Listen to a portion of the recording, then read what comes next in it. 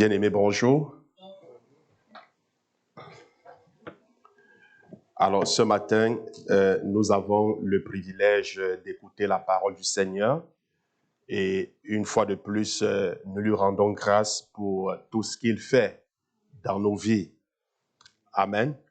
Alors, ma prière, c'est que le Seigneur prépare nos cœurs, que le Seigneur nous donne la grâce d'écouter, de comprendre sa parole et surtout de pouvoir la mettre en pratique.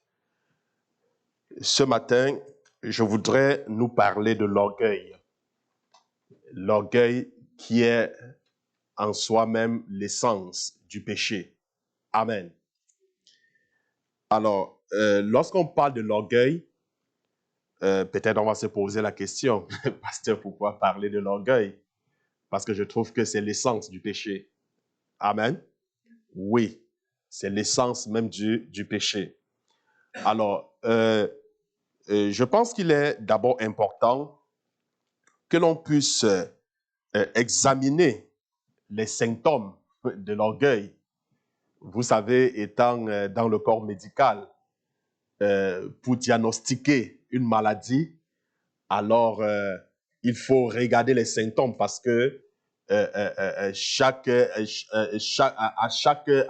maladie, il y a certains symptômes spécifiques. Comment connaître, par exemple, que quelqu'un a la COVID-19? Il fait de la fièvre, il tousse, perte d'appétit, perte d'odorat. Et puis, voilà donc les symptômes qui nous montrent clairement qu'il a la COVID. Et puis, on s'en va faire un test de dépistage qui vient justement confirmer les symptômes qui se présentent. Alors, avec ces symptômes, bien aimés, je pense que nous pouvons déceler, reconnaître si nous avons l'orgueil ou pas. Alors, les symptômes donc cachés de l'orgueil sont très faciles à déceler une fois que vous les reconnaissez. Donc, il est important de le reconnaître afin de pouvoir le déceler. Alors, voici 2 ou 3 indices. Alors, ou symptômes si vous voulez.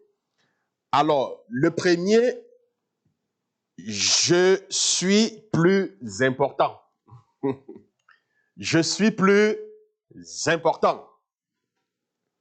Croire que des personnes ou des situations vous sont inférieures et que vous êtes plus important que celles-ci, peut-être parce que vous avez une position d'autorité, peut-être parce que vous avez un titre, peut-être parce que vous êtes à la tête, un leader. Voilà le premier symptôme. Amen. Le deuxième symptôme, je désire être servi. Vous savez, Jésus n'est pas venu servir. Jésus est venu pour servir. Il n'est pas venu pour être servi, mais il est venu servir. Et lui-même, il a dit, lorsque les disciples, entre eux, voulaient savoir lequel était le plus grand, Jésus leur a dit simplement que celui qui s'humilie, celui qui sert les autres est le plus grand. Amen. Donc, le deuxième symptôme, je désire être servi. Donc, accepter un honneur spécial comme leader et à être servi au lieu plutôt de vous dévouer à les servir. Donc, c'est très, très important. Le troisième symptôme, bien aimé, c'est je suis le meilleur. Je suis le meilleur. Je suis le meilleur. Il n'y a personne meilleur que moi. Non, non, je suis le meilleur. Paul, en effet, nous avertit comme suit dans le livre de Romains, au chapitre 12, le verset 3. Romains, chapitre 12, le verset 3. Alors, il dit, par la grâce qui m'a été donnée, je dis à chacun de vous de n'avoir pas de lui-même une trop haute opinion, mais de revêtir des sentiments modestes selon la mesure de foi que Dieu a départie à chacun. Oui, l'apôtre Paul nous recommande, nous exhorte de ne pas avoir une opinion très haute de nous, de ne pas penser que nous sommes très importants, de ne pas trop nous surestimer, mais de nous revêtir des sentiments modestes. Bien-aimés, l'orgueil commence à nous dominer si nous avons une très haute opinion de nous-mêmes. Faites très attention, chaque fois que vous commencez à avoir une très haute opinion de vous-même, alors l'orgueil en ce moment commence par vous dominer. La Bible dit, Dieu résiste aux orgueilleux, mais il fait grâce aux humbles. Dieu fait comment? Il résiste aux orgueilleux, mais il fait grâce à ceux qui sont humbles. À ceux qui sont humbles. Alors, bien-aimés, de tels symptômes ou de tels traits et d'autres traits similaires vous avertissent que vous avez été tout simplement mordu par ce serpent rusé appelé l'orgueil. Dieu bien-aimé hait. Dieu déteste l'orgueil. Il résiste. La Bible, ça c'est le thème. Il résiste aux orgueilleux. Il résiste. Il hait l'orgueil. Parce que c'est en fait l'essence, le début, le commencement même du péché. Amen. Mais Satan, Satan est tombé à cause de quel péché? À cause de l'orgueil. À cause de l'orgueil. Mais la Bible dit dans Ézéchiel chapitre 28, le verset 17. Ézéchiel chapitre 28, le verset 17. Ton cœur s'est élevé à cause de ta beauté. Tu as corrompu ta sagesse par ton éclat. Je te jette par terre, je te livre en spectacle au roi. Alors, Satan était le premier ange créé par Dieu. Et Dieu lui avait donné beaucoup de grâce. Il avait beaucoup de pouvoir. Il était tellement beau. Est-ce que vous comprenez? Quand vous regardez comment est-ce qu'il était paré. Et sa beauté, son intelligence a causé plutôt sa perte parce qu'il s'en est orgueilli. Alors, quand il restait, il disait, un jour, je vais établir mon trône au-dessus du trône de Dieu. Je serai semblable au Très-Haut. Vous voyez? C'est-à-dire, il se donne l'importance, il dit qu'un jour, il sera comme Dieu. D'ailleurs, qu'il va même établir son trône au-dessus du trône de Dieu. Vous savez, au ciel, il existe plusieurs, comment dirais-je, ministères, départements.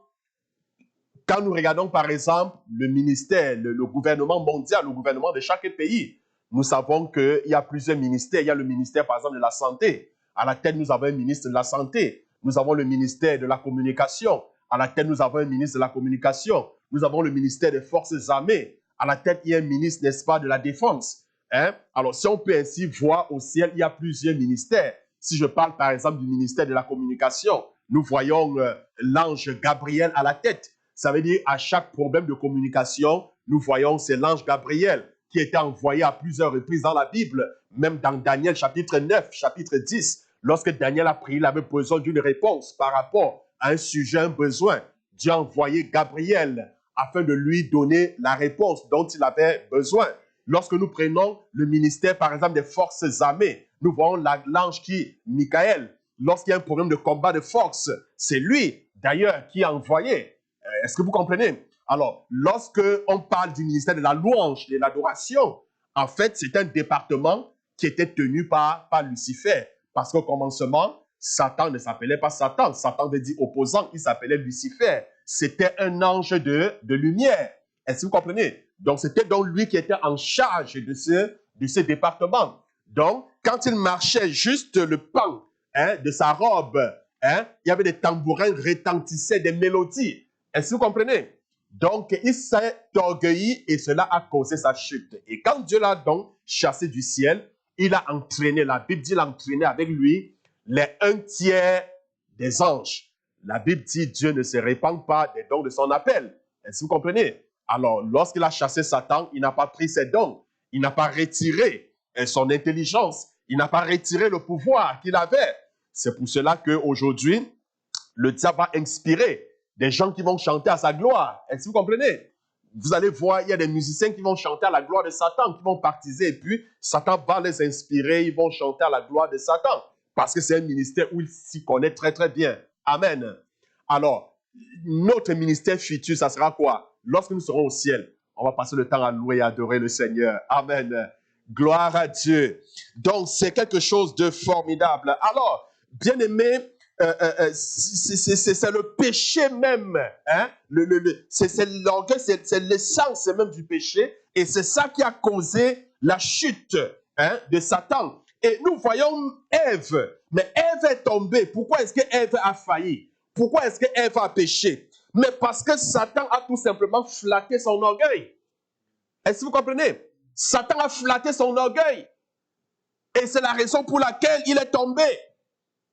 Alors, qu'est-ce qu'il dit dans Genèse 3, verset 5? Genèse 3, verset 5, il dit, vous serez comme des dieux.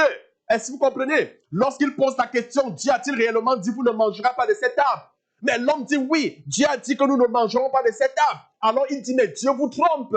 Dieu vous ment parce qu'il sait que le jour que vous en mangerez, vous serez comme des dieux. Vous voyez l'élévation, l'importance. Est-ce que vous comprenez? Donc le diable est venu, il a flatté son orgueil. C'est la raison pour laquelle l'homme a péché.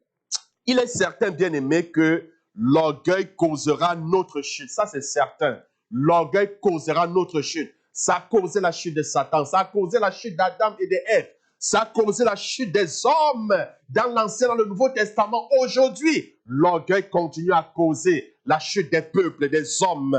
Est-ce que quelqu'un comprend? La Bible dit dans Proverbe au chapitre 16, le verset 18. Proverbe chapitre 16, le verset 18. La Bible dit, l'arrogance précède la ruine et l'orgueil précède la chute. L'orgueil précède quoi? La chute. Bien-aimé, l'orgueil est dangereux. Est-ce que tu peux dire l'orgueil est dangereux? Oui, l'orgueil est dangereux parce qu'il est subtil. Il est comment? Il est subtil. Il est comme une mauvaise herbe dans un champ de blé. Est-ce que vous comprenez? Avez-vous déjà vu un champ de blé avec une mauvaise herbe? Alors, si vous n'enlevez pas la mauvaise herbe, qu'est-ce qu'elle va faire? Elle va envahir, elle va dominer votre champ. Est-ce que vous comprenez? Elle va pourrir, elle va détruire votre récolte. Est-ce que vous comprenez? Elle va empêcher la récolte de produire. Oui, l'orgueil est comme une mauvaise herbe dans votre champ de blé. Il va grandir et prendre le contrôle si nous ne faisons rien pour l'en empêcher. Si nous ne faisons rien, elle va prendre le contrôle de tous les aspects de vos vies. Elle va détruire, l'orgueil va détruire vos projets, détruire votre mariage, détruire votre relation avec Dieu, détruire, n'est-ce pas, votre relation même au sein de votre lieu de service. L'orgueil va pourrir et détruire vos vies. Bien-aimés, il se peut que vous commenciez comme un chrétien humble, comme un leader humble en supposant que vous avez maîtrisé l'humilité. Hein? Quand vous êtes fier, hein, de votre humilité, parce qu'il y a certains gens qui arrivent jusqu'à dire je suis vraiment humble, et ils arrivent même à être fiers de leur humilité. Mais quand tu arrives au point d'être fier de ton humilité, en réalité, tu es orgueilleux. Tu n'es plus humble. Amen. Ça, c'est de l'orgueil. Amen. Donc, vous n'en avez plus lorsque vous commencez à être fier de votre humilité. L'orgueil, bien aimé, est un destructeur. C'est un destructeur. C'est la raison pour laquelle Dieu veut que le novice, hein, quelqu'un qui vient nouvellement dans la foi, hein, assume la responsabilité petit à petit. La Bible conseille de ne pas donner à quelqu'un qui vient d'arriver dans la foi une grande responsabilité, de peur qu'il s'enorgueillisse et qu'il tombe sous le joug du jugement de Satan et qu'il soit détruit. Est-ce que vous comprenez? Donc, la Bible dont nous le fait comprendre dans 1 Timothée chapitre 3, le verset 2 au verset 6. Alors, la Bible dit ici que il faut donc que l'évêque soit irréprochable. Ce sont les caractéristiques, en fait, de quelqu'un qui est appelé à une responsabilité. Pas seulement l'évêque, est-ce que vous comprenez? Une responsabilité à l'Église. Alors, il dit que il faut donc que l'évêque soit irréprochable, mari d'une seule femme, sobre, modéré, réglé dans sa conduite, hospitalier, propre à l'enseignement. Il ne faut pas qu'il soit un nouveau converti. Il ne faut pas qu'il soit quoi? Un nouveau converti, de peur qu'enflé d'orgueil, il ne tombe sous le jugement de Satan. Oui, de peur qu'il ne tombe sous le jugement de Satan. C'est pour cela qu'à l'église même, on évite de donner de très grandes responsabilités aux nouveaux convertis. Ils vont s'enorgueillir. Et puis, ça va causer leur chute. Et j'en ai vu plusieurs et qui ont chuté justement à cause des responsabilités qu'on leur a données. Cela a causé, cela a produit de l'orgueil. Et l'orgueil a orchestré, a engendré, n'est-ce pas, le chute. Alors, bien aimé, alors comment éviter le piège de l'orgueil? Voilà toute la question. Comment donc éviter? Comment éviter le piège de l'orgueil? Oui, peut-être tu as décelé les symptômes. Maintenant, tu connais les symptômes. Mais maintenant, comment éviter? Alors, la première chose que tu dois faire pour éviter le piège de l'orgueil, c'est de demeurer près de Dieu. Demeurer près de Dieu. Demeurer près de Dieu. Comment demeurer? Mais demeurer en communication avec le Seigneur Jésus par une vie de prière disciplinée. Hein? Une étude assidue de votre Bible et une méditation de sa parole dans votre vie. Est-ce que vous comprenez? Apprenons à avoir une vie de prière disciplinée. C'est très important. Hein? Il y a quelque chose que j'aime chez les musulmans. Hein? C'est-à-dire, ils prient 3 fois. C'est-à-dire, dans leur doctrine, alors il est clairement stipulé, un vrai musulman doit prier au moins 3 fois par jour. Est-ce que vous comprenez? Oui, c'est très important. L'importance de la prière, bien aimé. Il faut qu'on ait une vie de prière disciplinée. Mais combien parmi nous prions? Souvent, nous prions au mois. Souvent, c'est juste quand on se retrouve à l'église ici que certains prient. Amen. Non, ayons une vie de prière constante, une vie de prière régulière. Prions à temps et à contre-temps. Prions tous les jours. Ayons, n'est-ce pas, une étude assidue hein, de la Bible, de la méditation. C'est très, très important. Alors, bien aimé, ceci vous aidera tout simplement à garder les yeux sur sa gloire et vous aidera à garder votre importance réelle tout simplement en bride. La deuxième chose qu'il faut faire, bien aimé, pour éviter le piège de l'orgueil, c'est de prier et jeûner. Prier et jeûner. Prier et jeûner. Alors, s'il y a de l'orgueil dans votre vie, essayez de vous en défaire. Amen. S'il y a l'orgueil, essaye de t'en défaire. Somme 35, verset 13. Dans Somme 35, verset 13, qu'est-ce que David dit? David dit, j'humiliais mon âme par le jeûne.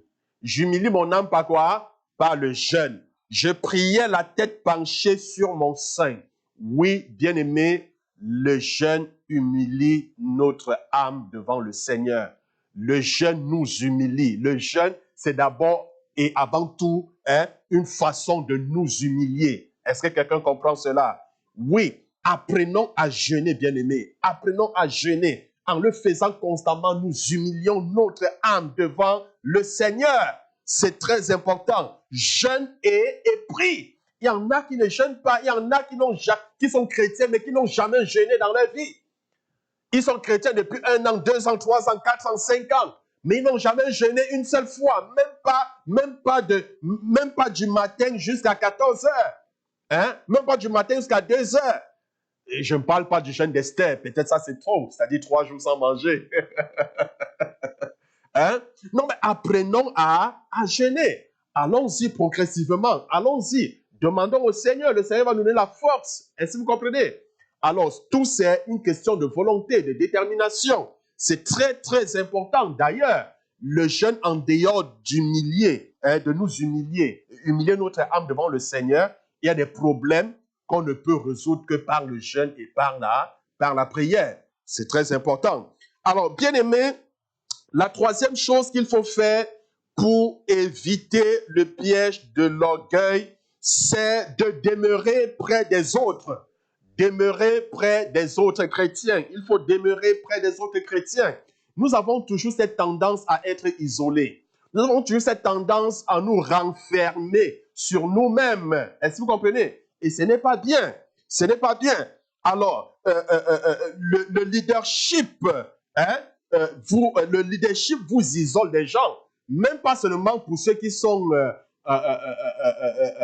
des leaders, mais même des chrétiens, surtout dans notre société d'aujourd'hui. Nous sommes constamment isolés. Nous ne nous fréquentons pas. Il n'y a pas de visite. Est-ce que vous comprenez? Hein? Il n'y a pas de visite. Ce n'est pas bon. Il n'y a pas de communion fraternelle. Ce n'est pas bon du tout. Alors, la Bible dit quoi? La Bible dit que vous devez persévérer dans Actes chapitre 2, verset 42. Actes des Apôtres chapitre 2, le verset 42. La Bible dit que vous devez persévérer dans la communion fraternelle. Vous devez persévérer dans quoi? Dans la communion fraternelle. Bien-aimé, il est important de toujours garder une bonne communion fraternelle avec ceux dont l'opinion comptera dans votre vie. Amen. Je dis bien ceci, il est important de garder une très bonne communion fraternelle avec ceux dont l'opinion comptera beaucoup dans vos vies. Pourquoi? Même si c'est pour votre correction, c'est très important. Amen. Parce que ceux-là, quand vous serez dans l'erreur, ils pourront facilement vous corriger. Est-ce que vous comprenez? Mais si vous êtes toujours seul, étant dans l'erreur, qui vous corrigera? Personne. Amen. Personne ne vous corrigera. Habituellement, le leader, même quand je parle de leader, je parle de ceux qui ont certaines responsabilités à l'église, même de chrétiens. Est-ce que vous comprenez? Donc, habituellement, le leader qui perd sa vision et qui s'abandonne à l'orgueil est celui qui ne reçoit aucune critique constante et honnête d'amis sûrs. Amen. Les critiques ne sont pas pour détruire, mais les critiques sont là pour nous améliorer. Amen. Pour briser l'orgueil et pour nous faire avancer. Et si vous n'êtes pas avec des personnes dont l'opinion peut compter dans vos vies, mais comment est-ce que vous pouvez être critiqué? Vous allez tomber dans le piège de l'orgueil. Amen. Et l'orgueil va vous détruire. Alors, dans Jérémie 17, le verset 9, la Bible dit, le cœur est tortueux. Je parle bel et bien de Jérémie, chapitre 17, le verset 9. Le cœur est tortueux par-dessus tout, et il est méchant. Qui peut le connaître?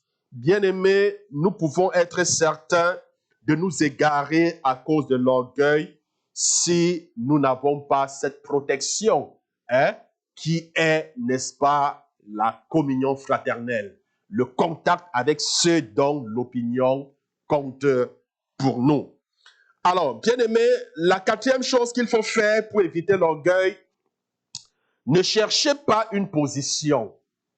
Ne cherchez pas une position. Ne cherchez pas une position. J'ai vu des personnes qui, même à l'église, au lieu de chercher la fonction, recherchent la position. Est-ce que quelqu'un a compris ce que j'ai dit? Parce qu'il y a une différence entre fonction et position. Vous pouvez vous pouvez occuper une position, mais vous n'occupez pas la fonction. Amen. Comme pour dire, en fait, vous pouvez avoir un titre. Amen. Mais vous n'accomplissiez pas Est-ce que vous me comprenez? Est-ce que vous comprenez? Vous n'accomplissez pas l'appel lié au titre. Mais je prends un petit exemple. Mais qu'est-ce qui prouve que je suis pasteur, par exemple? Je suis pasteur parce que j'ai fait des études théologiques et qu'on m'a consacré pasteur? Mais non. Hein? Est-ce que vous comprenez? Non. Ce n'est pas ça. Mais qu'est-ce qui prouve que je suis ancien? Ben c'est vrai, on t'a ordonné. Mais ce n'est pas juste le fait de t'ordonner. Parce que au titre d'ancien, de pasteur, il y a une responsabilité qui accompagne. Est-ce que vous comprenez? Et c'est la responsabilité qu'on veut voir. Amen. Ce sont des actes qu'on veut voir. C'est le service qu'on veut voir. C'est le service qu'on veut voir. Il y a des gens qui pensent que le fait d'être pasteur, c'est tu t'en vas, tu fais ta formation et puis tu sors, te consacres, tu es pasteur. Mais non, c'est un appel suivi des dons. La formation t'aide maintenant à accomplir cet appel. Alors, si tu n'es pas appelé, est-ce que vous comprenez? Et que tu t'en vas te faire former, parce que tu penses peut-être que, bon, voilà, c'est comme quelqu'un qui peut choisir un travail dans la vie. J'aimerais être ceci, j'aimerais être cela. Ça ne marche pas comme ça. Amen. Ça ne marche pas comme ça. Donc, ne recherchez pas la position ou le titre. Parce que souvent, c'est ça qui détruit. On veut la position. On veut les titres. Hein? Vous pouvez être, on peut vous appeler frère à l'église. Mais pourtant, Dieu vous reconnaît comme un apôtre. Est-ce que vous comprenez? Mais pourtant, vous accomplissiez, n'est-ce pas, la fonction d'apôtre. Vous implantez les églises de part et d'autre dans les nations. Hein? Mais pourtant, on vous appelle frère. Mais Dieu vous reconnaît comme quoi? Comme un apôtre. Comme un apôtre. Donc, bien aimé, c'est très important. L'élévation vient de l'Éternel. Est-ce que quelqu'un peut dire l'élévation vient de l'Éternel? Oui, l'élévation, bien-aimé, vient de l'Éternel. Dans le livre de Somme au chapitre 75, Somme chapitre 75, le verset 7 nous dit, « Car ce n'est ni de l'Orient, ni de l'Occident, ni du désert que vient l'élévation. L'élévation vient de l'Éternel des armées. L'élévation vient du Tout-Puissant. L'élévation vient de Dieu bien-aimé. » Alors, bien-aimé, il est donc important que de travailler. Et au moment convenable, Dieu va t'élever. Dieu vous élèvera à la position qu'il a réservée pour vous, quelles que soient les circonstances. Il sait où vous êtes, il vous élèvera au bon moment, bien-aimé. Au moment choisi, au moment approprié, alors il vous élèvera. Mais si tu recherches la position, alors que tu n'as pas les moyens d'accomplir la fonction, la position même que tu recherches va te détruire. Amen. Elle va te détruire. La cinquième chose qu'il faut faire, bien-aimé, pour éviter le piège de l'orgueil, c'est chercher à devenir un bon serviteur d'autrui. Cherche à devenir un bon serviteur d'autrui. Cherche à devenir un bon serviteur d'autrui. Bien-aimé, un bon serviteur cherche la réussite de ceux qu'il sert. Est-ce que quelqu'un me comprend? Un bon serviteur recherche quoi? La réussite de ceux qu'il sert. Si vous recherchez votre propre succès, l'orgueil vous infectera facilement. Est-ce que vous comprenez? Recherche la réussite de celui que tu sers, de celui pour qui tu travailles. Ne recherche pas ta propre réussite, ton propre succès, mais recherche le succès de celui que tu sers. Est-ce que quelqu'un me comprend? C'est la raison pour laquelle quand tu sers un homme, fais-le de tout ton cœur. Amen. D'ailleurs, la Bible dit, sers ton patron, sois soumis, fais-le comme tu le faisais à Dieu. Amen. C'est très important. Recherche sa réussite, recherche son progrès, recherche son élévation. Et c'est comme ça que Dieu te bénira. Amen. Alors, bien-aimé, la sixième chose qu'il faut faire pour éviter le piège de l'orgueil, ayez un service de lavement des pieds. J'appelle ça service de lavement des pieds. Quand un homme est licencié ou ordonné pour le ministère, je pense que l'une des premières responsabilités devrait être de laver les pieds de ceux qu'il va servir. Est-ce que vous comprenez? Quand quelqu'un est nommé à un poste de responsabilité, je pense que la première des choses, il faut qu'il lave les pieds de ceux-là qu'il va servir. Amen. Et si, par contre, c'est une grande foule, alors un groupe de leaders devrait représenter, par exemple, les frères et les sœurs. Et celui qui assume le nouveau rôle de leader doit laver les pieds. Amen. Pourquoi le lavage des pieds? Il y a cette histoire dans Jean, chapitre 13, à partir du premier verset. Peut-être j'irai jusqu'au 15e verset. Jean, chapitre 13, verset 1 au verset 15. Alors, la Bible dit que pendant le souper, lorsque le diable avait déjà inspiré au cœur de Judas Iscariote, fils de Simon, le dessein de livrer Jésus, alors la Bible dit, Jésus savait que le Père avait mis toutes choses entre ses mains et qu'il était venu de Dieu et qu'il s'en allait à Dieu.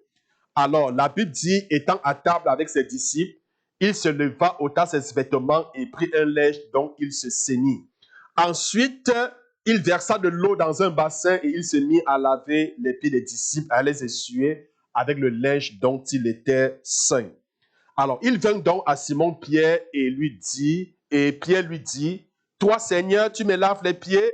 Jésus lui répondit, « Ce que je fais, tu ne le comprends pas maintenant, mais tu le comprendras bientôt. » Pierre lui dit, « Non, jamais tu ne me laveras les pieds. » Jésus lui répondit, « Si je ne te lave, tu n'auras point part avec moi. » Simon-Pierre lui dit, « Seigneur, non seulement les pieds, mais encore les mains et la tête. » Jésus lui dit, « Celui qui est lavé n'a besoin que de se laver les pieds pour être entièrement pur. Vous êtes purs, mais pas tous. » Alors, bien aimé, on peut voir jusqu'au verset 15. Jésus était assis à table avec ses disciples. Alors, la Bible dit non seulement il a mis les vêtements des serviteurs, mais il a accompli la fonction de serviteur. Alors, il s'est mis à laver les pieds des disciples. Alors, lorsqu'il est arrivé sur le tour de Pierre, Pierre a résisté. Pierre ne voulait pas que Jésus lui lave les pieds. Vous savez pourquoi? Parce que selon la culture de l'époque, c'est le serviteur qui lave les pieds du maître et non l'inverse. Ce n'est pas le maître qui lave les pieds du serviteur, mais c'est le serviteur qui lave les pieds du maître. Parce qu'à l'époque, en effet, il y avait des esclaves. Alors, un maître de maison pouvait avoir plusieurs esclaves. Et parmi ces esclaves, le lavage des pieds était l'une des responsabilités qui était confiée au dernier des esclaves, au moindre des esclaves. Donc, celui-là qui avait peu de considération. Comment dire, le dernier des esclaves. Donc, c'est lui, en fait, qui lavait les pieds du maître. À l'époque, vous convenez avec moi, il n'y avait pas de voiture pour se déplacer. On se déplaçait à chameau, il y avait les chevaux, à pied.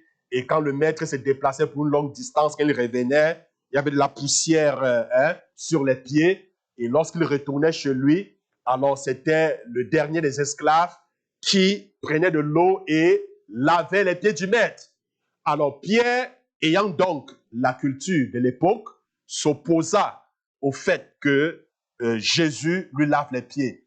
Alors Pierre dit à Jésus, mais écoute, c'est plutôt moi, Pierre, qui suis supposé te laver les pieds et non le contraire. Mais parce que Pierre reconnaissait Jésus comme maître. Alors pour lui, il était inadmissible que le maître prenne la place du serviteur. Il était inadmissible. C'est la raison pour laquelle il s'est opposé. Jésus lui dit, écoute, ce que je fais maintenant, tu ne comprends pas, mais tu le comprendras plus tard.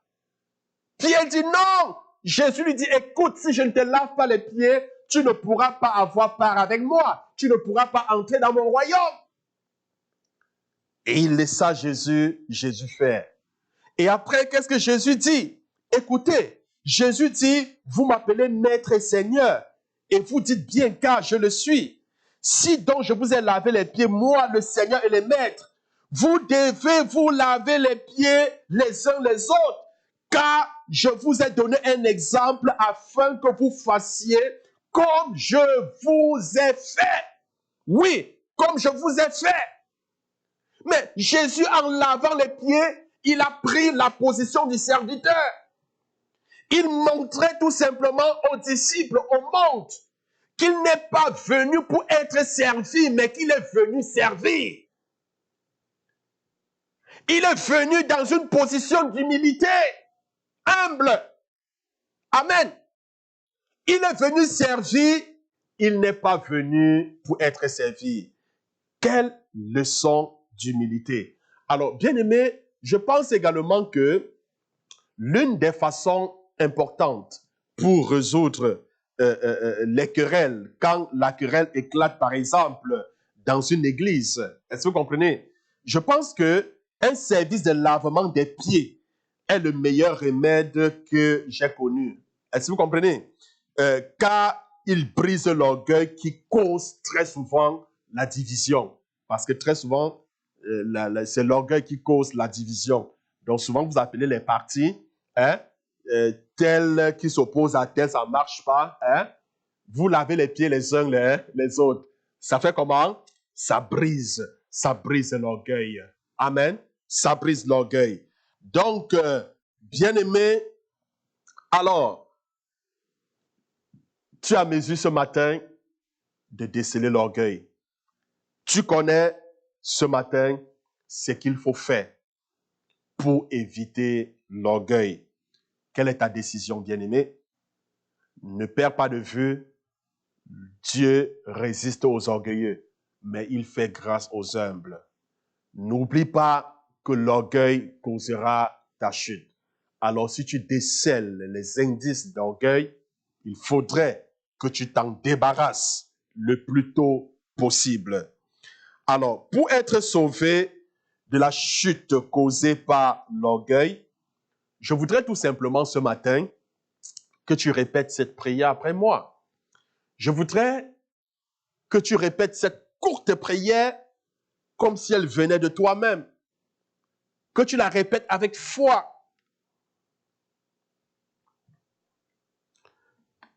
Seigneur Jésus, tu répètes après moi. Seigneur Jésus, tu as promis de me conduire dans un chemin étroit et de me protéger de tout mal. Fais de moi le serviteur que tu désires. Garde-moi des péchés présomptueux, de l'immoralité, de la convoitise et de l'orgueil. Seigneur, sonde mon cœur et révèle-moi ces péchés cachés. Aide-moi, Seigneur, à accepter la correction de ceux qui m'aiment. Donne-moi la grâce d'accepter ta correction, car tu châties celui que tu aimes. Merci, Seigneur, de m'avoir transformé à ton image, celle d'un humble serviteur. Au nom de Jésus-Christ. Est-ce que tu peux dire Amen? Amen. Bien-aimé, que le Seigneur vous bénisse. Gloire à Dieu. Alors, le plus grand travail, je te le laisse. Lorsque tu arrives à la maison, examine ces points et puis fais un examen de soi et mets-toi à genoux, prie et le Seigneur t'exaucera. Je nous souhaite à tous un bon dimanche et rendez-vous demain à 19h30 pour notre programme de formation. Que le Seigneur vous bénisse. Amen.